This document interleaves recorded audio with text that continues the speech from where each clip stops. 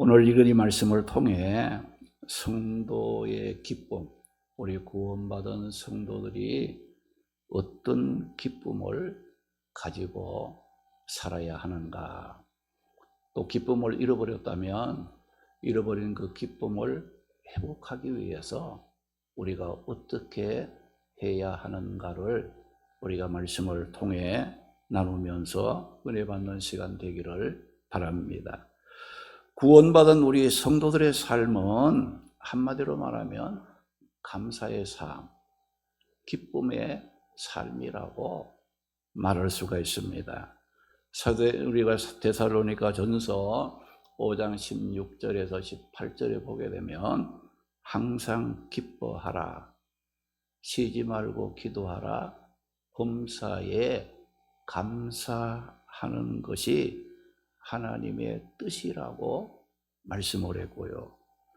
야고보 1장 20절의 말씀 보게 되면 반대로 기뻐하지 않고 화를 내고 성내는 것은 하나님의 하나님의 뜻을 이루지 못함이라고 말씀을 했어요.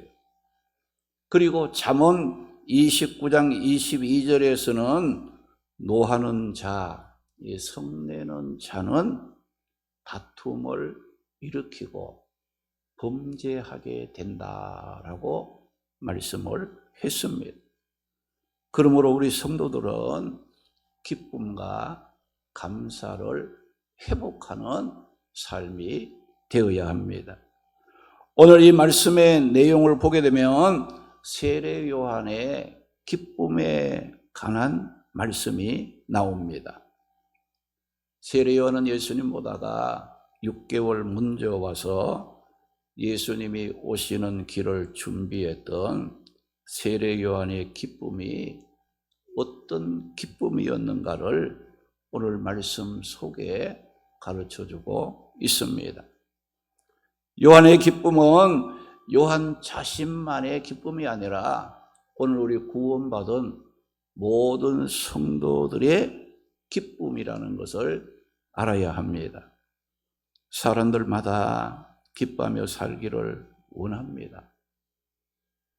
그러나 기뻐할지라도 그 기쁨이 오래 가지 못하고 변하는 것은 참된 기쁨의 근원이 어디에 있는지를 바로 알지 못하기 때문이에요.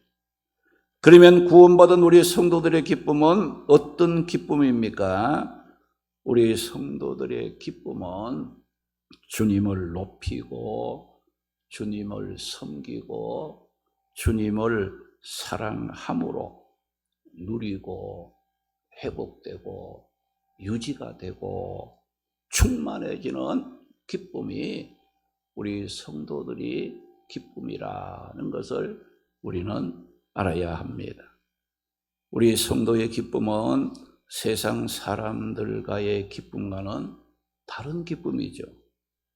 세상 사람들의 기쁨은 세상 것을 얻고 소유하고 쟁취함으로 얻는 기쁨입니다. 이런 기쁨은 세상에서 얻은 것이 사라지면 다시 염려하고 근심하게 되는 불완전한 기쁨입니다. 오늘 말씀의 성도의 기쁨은 어떤 기쁨이라고 했습니까? 오늘 29절에 있는 말씀을 보게 되면 신부를 취하는 자는 신랑이나 서서 신랑의 음성을 듣는 친구가 크게 기뻐하나니 나는 이러한 기쁨으로 충만하였노라고 세례 요한은 고백을 한 것입니다. 오늘 말씀에 세례 요한은 나는 이러한 기쁨으로 충만하였노라고 말을 했어요. 그러면 요한이 말한 이러한 기쁨은 어떤 기쁨을 말하는 것입니까? 요한이 말한 이러한 기쁨은 신랑의 친구로서의 기쁨을 말하는 겁니다. 유대인들은 특유한 이 결혼 풍습을 갖고 있습니다. 유대인들이 이 결혼할 때 신랑의 친구들의 역할이 굉장히 중요하다는 것을 알 수가 있어요.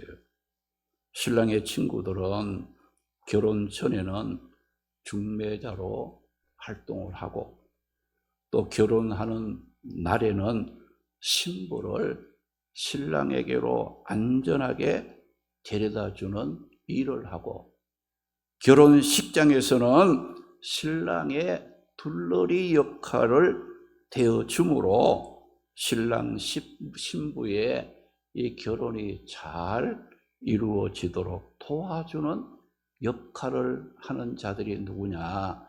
신랑의 친구들이라는 거예요.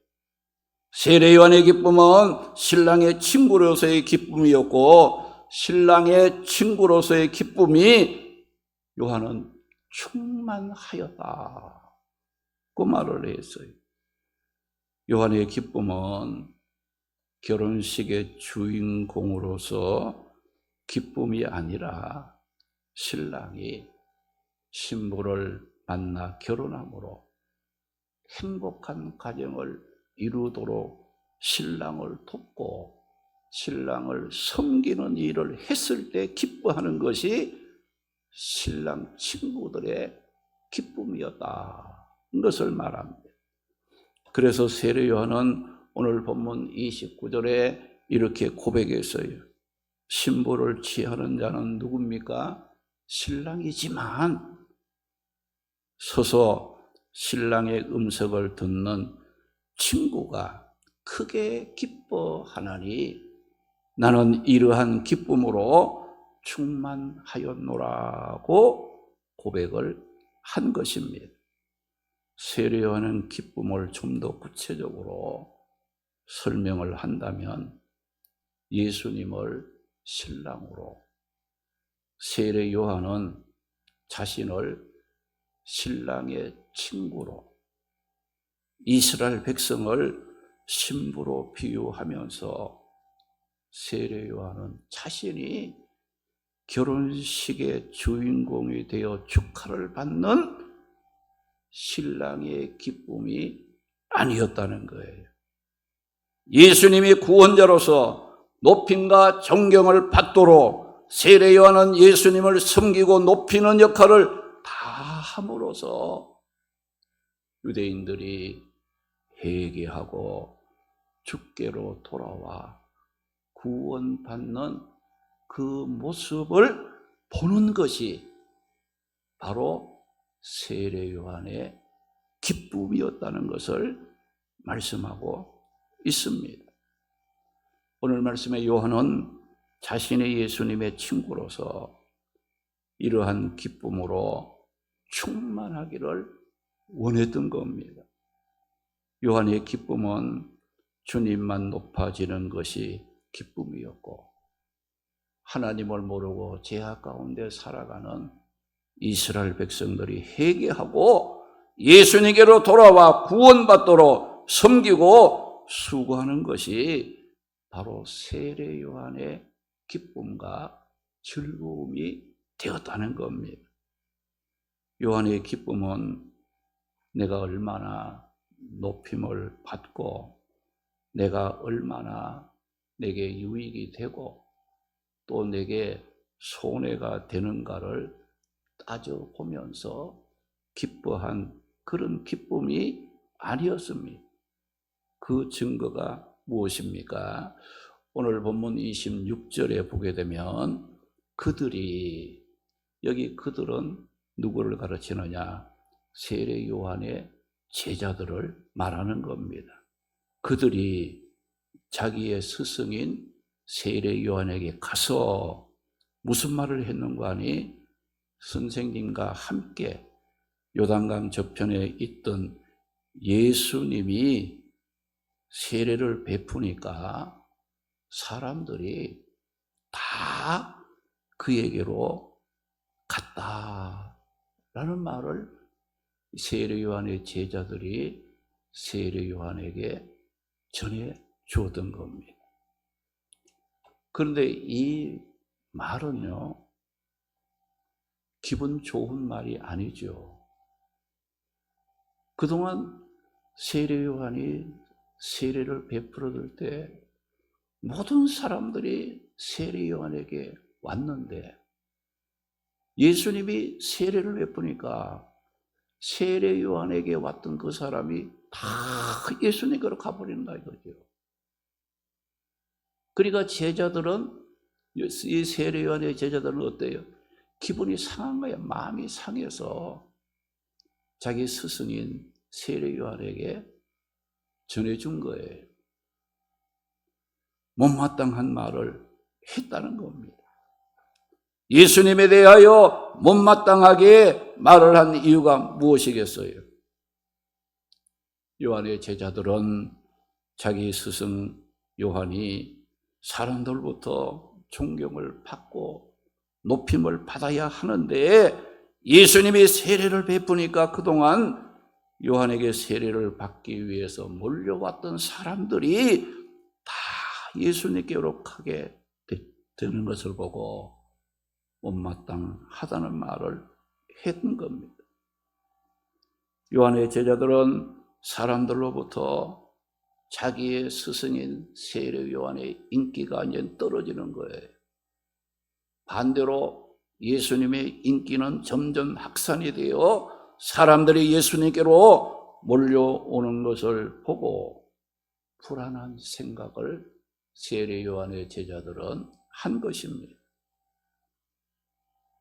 여러분, 모든 사람들의 시선이 예수님께 집중되고 요한은 예수님에게 이제 가리워져서 사람들의 시선에서 사라지는 모습이 된 것이에요. 여러분, 사람들 중에는 자신이 안 되고 다른 사람이 잘 되고 인기를 얻게 되면 거기에 시기가 일어나고 질투가 일어나고 미움이 싹트게 되는 겁니다.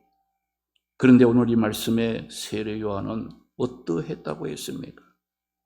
요한은 예수님 때문에 자기에게 오던 사람들이 다 예수님께로 갔어요. 요한은 자신을 존경하고 사랑하던 사람들의 시선이 예수님 때문에 사라지게 되었습니다. 이런 모습을 보았던 세례 요한의 제자들은 마음이 상했습니다. 그래서 요한 앞에서 예수님에 대해서 못마땅하다고 감정이 섞인 말을 했습니다. 그런데 세례 요한은 제자들로부터 모든 사람의 시선이 예수님께로 집중되고 모든 사람들이 다 예수님께로 가고 있다는 인간적인 질투와 분노와 감정이 섞인 말을 듣고 요한은 어떤 반응을 보였습니까? 27절 말씀 보니까 요한이 대답하여 이르되 만일 하늘에서 주신 바 아니면 사람이 아무것도 받을 수 없다라고 말을 했어요. 요한은 모든 사람의 시선이 예수님께 집중되고 예수님을 따르는 것은 하나님이 주신 것이요 하나님의 뜻이라고 고백을 한 거예요. 28절에 보게 되면 나는 그리스도가 아니요 그의 앞에 보내심을 받은 자라고 말을 했어요. 요한은 자신의 정체성에 대해서 물었던 유대인들의 질문에 네가 그리스도냐, 네가 메시아냐 물었어요. 그 당시에 이 세례 요한의 인기가 너무 높았기 때문에 사람들이 몰려다니는 그런 그 일을 했기 때문에 혹시 약속하신 메시아가 아닌가 착각할 정도로 대단한 인기를 누렸던 세례 요한이에요. 만약에 세례 요한이 그 질문을 받고 네가 그리스도냐라고 질문을 받고 그래 내가 그리스도다 라고만 대답을 했다면 얼마나 존경과 환영과 인기를 누릴 수가 있었겠습니까? 그런데도 세례 요한은 자신의 정체성을 잃어버리지 않았어요. 뭐라겠습니까? 그래도 나는 많은 사람이 따라다니고 많은 사람들이 존경하고 많은 사람들로부터 훌륭하다는 그런 말을 듣지만 나는 그리스도가 아니라 그리스도의 오심을 예비하는 역할을 하는 자에 불과하다. 그 자신을 밝혔다는 겁니다. 그리고 30절 말씀에 보게 되면 그는 흥하여야 하겠고 나는 쇠하여야 하리라는 말을 했습니다. 여기 보면 요한은 예수님은 흥하여야 하고 자신은 쇠하여야 할 자라고 고백을 했어요. 여기 흥한다는 말은 증가한다는 뜻이고요. 쇠하여야 한다는 말은 줄어든다는 뜻입니다. 이 말씀은 요한과 예수님을 구속사적인 관계에서 생각해 본다면 세례 요한은 뭐가 같으냐? 캄캄한 밤 하늘을 밝힌 별과 같았지만 예수님은 떠오르는 태양빛에 비교한 것입니다. 여러분, 태양이 떠오르면 아무리 밤을 밝히며 빛났던 별들은 어떻습니까? 자취를 감추듯이 참 구원자이신 예수님이 오시면 그를 증거하던 선지자들은 사라지고 숨겨질 수밖에 없는 존재에 불과하다는 거예요. 예수님만 높임받고 예수님만 높임받고 섬기고 예수님을 찬양하고 감사할 수 있는 그런 그 삶이 되는 거예요. 오늘 이 말씀의 세례 요한은 자신의 정체성과 자신의 사명이 무엇인가를 분명하게 알고 충성을 다한 자였습니다. 그리고 그 일을 하되 어떻게 했어요? 흔들림 없이 끝까지 충실하게 감당하는 것이 자신의 삶의 기쁨과 축복이 된다는 것을 깨달았다는 겁니다. 우리가 사도 바울도 보게 되면 사도 바울의 그 삶을 보게 되면 어때요? 나의 달려갈 길을 마치기까지 믿음을 지키고 선한 싸움을 싸우고 의의 멸관을 바라본다. 그 고백을 했어요. 변함이 없잖아요. 아무리 어렵고 힘들어도 뭐 좋고 인기가 있고 뭐 사람들로부터 존경을 받아도 내 믿음이 흔들리지 않고 내 사명이 흔들리지 않고 나는 예수 그리스도로 말미암아 구원받은 성도라는 이 신분에 어긋나지 않게 신앙생활할 줄 아는 것이 구원받은 성도의 참된 삶이요. 그 삶이 우리의 삶에 평강을 얻게 하는 것이고 그런 삶이 내 삶의 기쁨을 유지시키고 내 삶의 기쁨이 충만하게 되는 결과를 우리에게 가져다 준다는 걸 기억하셔야 돼요. 그래서 여러분들이 어렵다고 해서 주의 일 못하고 신앙생활 못하고 너무 좋다고 해서 즐겁다고 해서 또 주님을 떠나서 세상으로 가고 이런 사람에게는 평안함이 없어요. 기쁨이 있을 수가 없다는 겁니다. 오늘 말씀의 요한은 자신의 기쁨을 분명하게 고백했습니다. 나는 결혼식의 주인공인 신랑으로 기뻐하는 것이 아니라 신랑이 신부를 만나 행복하도록 돕고 섬기는 신랑의 친구로서 나는 그게 기뻐한다고 하면서 나는 이러한 기쁨으로 충만하였노라. 꼭 고백을 했어요. 사랑하는 성도 여러분, 성경 말씀은 우리에게 어떤 기쁨을 요구하고 있습니까? 항상 기뻐할 것을 요구하고 있습니다. 그런데 우리의 삶은 어떠합니까? 기쁘게 살고는 싶은데 기쁨보다 염려와 근심 속에 살아가고 있지 않습니까? 왜 그렇습니까? 기쁨의 근원을 바로 알지 못하기 때문이에요. 우리 성도들의 기쁨은 세상에 있는 것이 아니라 오직 예수 그리스도 안에 있다는 겁니다. 빌립보 4장 4절 보니까 우리가 주 안에 있으면 항상 기뻐할 수 있다고 말씀을 했습니다. 어디에 있으면? 주 안에 있으면, 주 밖에 있으면 기쁨이 없다는 거죠. 주 안에 있을 때 우리는 기쁨이 되고 평안이 되고 감사가 되고 축복이 넘치는 그런 삶을 살아갈 수 있다는 겁니다. 우리의 기쁨은 주님이십니다. 염려, 걱정 속에 살아가는 우리에게 변함없는 영원한 기쁨과 즐거움을 얻게 하시려고 예수님께서 하신 일이 뭐예요? 십자가에 피 흘려 죽어주시고 3일 만에 부활하심으로 우리가 걱정하게 되고 염려, 근심거리를 다 이기시고 물리치시고 우리에게 평안을 주시고 기쁨을 주신 주님이 셨다는 겁니다. 우리 성도들의 기쁨은 주님이십니다. 주 안에 사는 것이 기쁨입니다.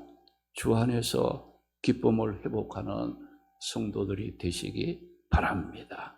우리가 오늘 말씀의 세례 요한과 같이 신랑의 친구로서 나는 낮아지고 예수님을 높이고 섬기고 사랑하면서 살아가는 것이 우리에게 기쁨이 되고 평안이 된다는 사실을 여러분들이 세상 것을 얻어서 기뻐하는 것이 아니라 기쁨의 근원 되시는 예수님과 함께 있어야 모든 것이 기쁨이 될 줄로 믿습니다. 모든 것이 감사가 되고 축복이 될 줄로 믿습니다. 예수님을 떠나서는 기쁨거리도 근심이 될 수밖에 없고 축복이 될 것도 그것은 실패와 아픔이 될 수밖에 없다는 거예요. 그래서 우리의 믿음의 결국은 구원입니다. 할렐루야. 믿음의 결과는 구원이에요. 지금 믿음 생활 하는데 왜 내게 이런 고통이 있습니까? 이런 염려가 있습니까? 아니에요. 조금 더 가보세요. 그것이 결국은 기쁨이 되고 구원이 되고 감사가 되고 내가 참 잘 살았다, 잘했다라는 그런 거 감격의 기쁨이 우리에게 넘치게 된다는 겁니다. 예수님을 떠난 인생은 기쁨도 없고 소망도 없습니다. 우리 모두 주 안에서 기쁨을 찾고 주 안에서 승리하는 복된 삶을 살아가는 성도들이 되시기를 주님의 이름으로 축원합니다. 할렐루야. 우리 찬송가 95장 부르고 우리 함께 통성으로 우리 기도하겠습니다.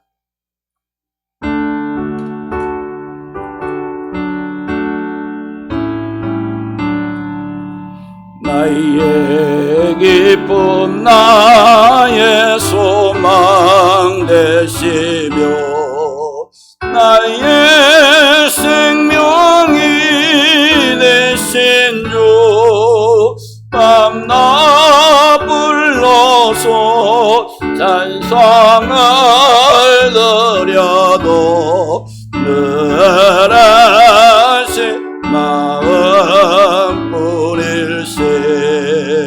나의 사모하는 선한 목자는 어느 번 동산에 양의 무리와 늘 함께 가셔서 기쁨을 함께 하실까. 길도 없이 어째 넓은 들에서 갈 길 못 찾아 애쓰며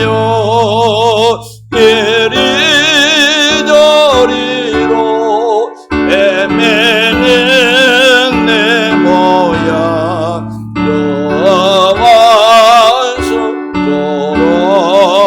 조롱하도다.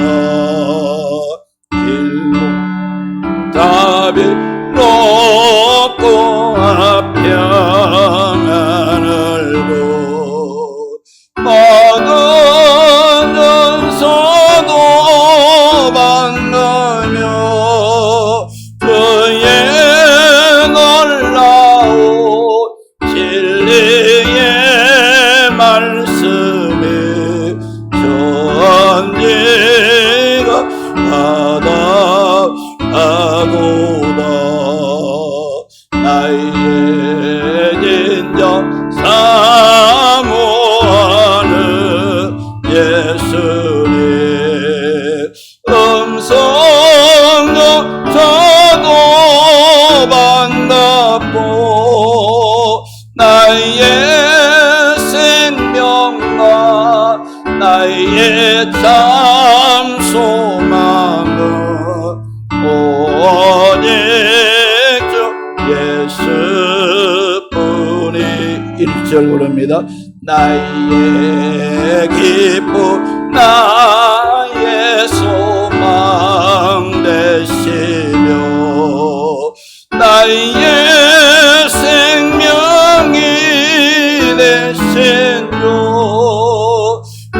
나 불러서 찬송을 드려도 하신 5절 부릅니다. 나의 진정 사모하는 예수님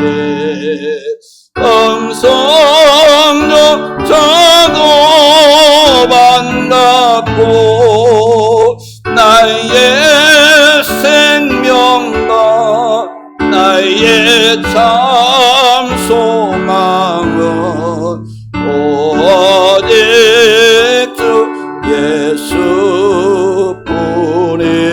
예수뿐일세.